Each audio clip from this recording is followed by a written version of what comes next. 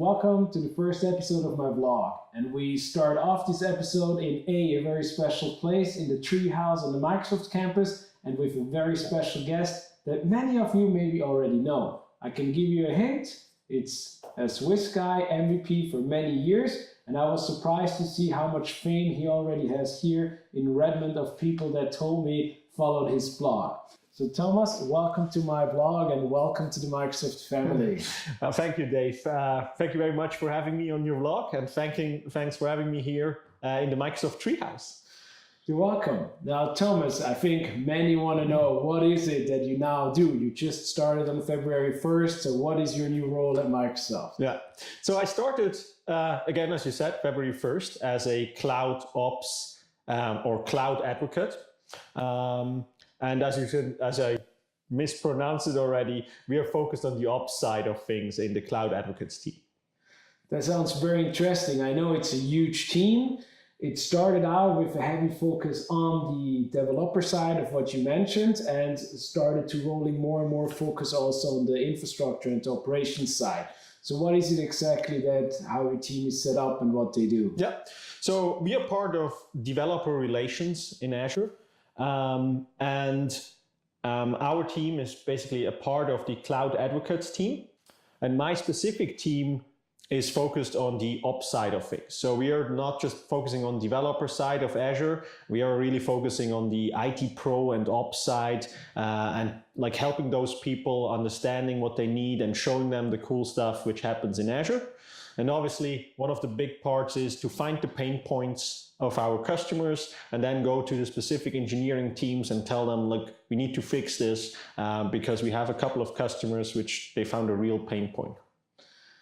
So the good news is, I have to say, is everybody in that cloud advocacy team, they're super outstanding people. I really think of them a little bit of our superheroes that get to travel the world around, I don't know how many times a year. They do travel a lot. I know you traveled before a lot, so you're a seasoned traveler. But what would be like the number one or number two, like two top tips that you would give for everybody that starts out traveling a lot? I think what I had to learn, I mean, there are so many cool travel things you can buy, so many cool things like bags and different things around. But the main thing I learned is travel light. Travel as light as possible. This starts with packing clothes and devices you take with you, but also with the clothes you wear, right? So I started to find the perfect hoodie, the perfect sweater, the perfect t-shirt, the perfect pants, which are very comfy, but also don't look too comfy. They look serious, but they feel very comfy.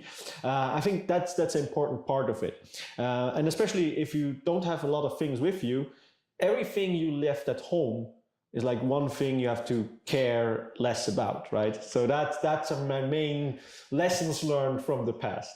Well, what are the top three things, specifically on the electronic side, that you really would freak out if you forget it at home? Well, definitely one of my Surface devices. I decided to go with a Surface Book 2. I love the Surface Pro, I love the Surface laptop and things like that, but the Surface Book 2 is really my Swiss Army knife of devices, right? It has all the ports, it has a fairly large screen to do some serious work. I think that one I would miss the most. The second thing definitely would be my phone. With all the Microsoft apps and the Microsoft launcher and all that stuff, everything from the boarding pass to the hotel room key, everything is now stored on my phone. So without my phone, I need to go back to paper, and I'm not very good in handling paper and not losing it, right?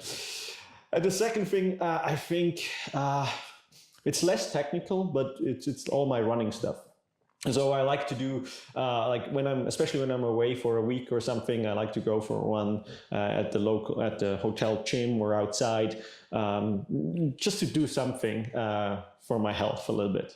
It's super important, right? Especially when you travel, that you can keep your body healthy. Helps a lot with the energy that you can bring. Absolutely. You always, like, when you go out, you eat like great food, you taste the best of the best, and like that's why I also need to like burn all those calories again. Yeah.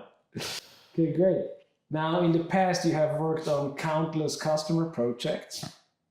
And I wanted to ask you, what are like the two patterns that you have seen of things you wish that everybody knows before they start their journey to the cloud or before they start a new project? Yeah, that's a really good question, because that's like, I saw that so many times that like things go wrong and are not working the way they should.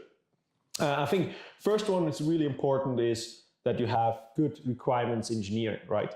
Or like have requirements engineering at all. I remember from the past, and this is probably a very easy example, when I did Hyper-V projects, virtualization projects, I came in and I was the consultant basically to build the virtualization environment and install Hyper-V and set the whole thing up. Most of the time when the project started or when I was involved, the hardware and everything was already bought by the customer. And then it turns out, why did you buy that? It does not really work the way you want it. It does not really bring you the benefit you wanted. So this is really something people should be aware of. And I think with the cloud, it gets even more complex, right? So I think that gets even more important, that you actually know why you're doing something and why you're doing that. And the second one, I think, which I see countless times as well, is we have always done it that way. We keep on doing it that way just because. I think that's a bad habit I see, and a lot of projects are really not working out because of that. Especially if you go to the cloud, the cloud can give you a lot of benefits, really. Like if you think about disaster recovery, scaling out and scaling down your platform, all that stuff. But this does not work in a traditional way, right? So you need to rethink things. Why have I done that the way I did? Most of the time it was just because the technology was not available or it was too expensive to do. But now I have these possibilities, so I should probably think in changing that. I think that's are the main two things I have seen. It's actually a good bridge, as most of you know, if you followed around Microsoft, right? Our CEO, Satya Nadella, is always talking about that growth mindset of approaching things in a new way instead of just saying, we've always done it this way. And it is a very critical success factor going into the cloud. We also see customers that, for example, redesign processes, but they're basically using the same framework than in the past. And it is super important that agility is part of everything you do, because things change at a much faster speed than they have done in the past. And if you think you're going to make a cloud strategy that is going to be written in stone for the next 50 years, you're going to be wrong. So you want to keep that in mind. Now, as I mentioned in the beginning, Thomas' fame is like travels ahead of him to Redmond. Not that he has never been to Redmond before, but there are people that know him. And if you don't know him yet, I really can recommend to get to know more about him, and especially visit one of his talks that he's giving, because he's always very highly rated, very much appreciated, always full house when he's talking. So Thomas, for all the listener and watchers who don't know you yet that well, where can they get more information and where can they listen to one of your speeches? So first of all, I'm super flattered. Thank you very much. So I will keep on blogging on thomasmaurer.ch. I will also blog for our cloud ops advocacy team, or our cloud advocacy team, focusing on ops and IT pro related topics on itopstalk.com. So there is where we talk about Azure, Azure Stack, Windows Server, Azure AD, but all from an ops side or IT pro side of things. I think that's a very good thing. There's also some, I can always recommend, there are like team members of mine which are doing some great stuff there, really like amazing stuff. And then I joined the Microsoft Ignite Tour. I will be speaking on several events. I think it will be right now London, Stockholm, Amsterdam, and I think Seoul as well. So that I'm looking really forward to. I'm super excited for that. And then I will join other community conferences, as I always have done. I will start speaking in a couple of events in Europe as well in the US. Okay, so thank you, Thomas, for joining me in this vlog. And again, like, best of success for your new role and welcome at Microsoft. And for all of you, Ignite Tour, Thomas just mentioned it, you really don't want to miss it. It's the whole team that Thomas now is part of. And as I mentioned, it's, wow, really outstanding, extraordinary people in that team. So make sure you're going to stop by when they're in your town. And if you haven't done yet, sign up for his newsletter, follow him on social media, and help me spread the word by sharing this video or liking it. And with that, we say goodbye for today from the Treehouse and Microsoft Campus. Thanks. Thank you.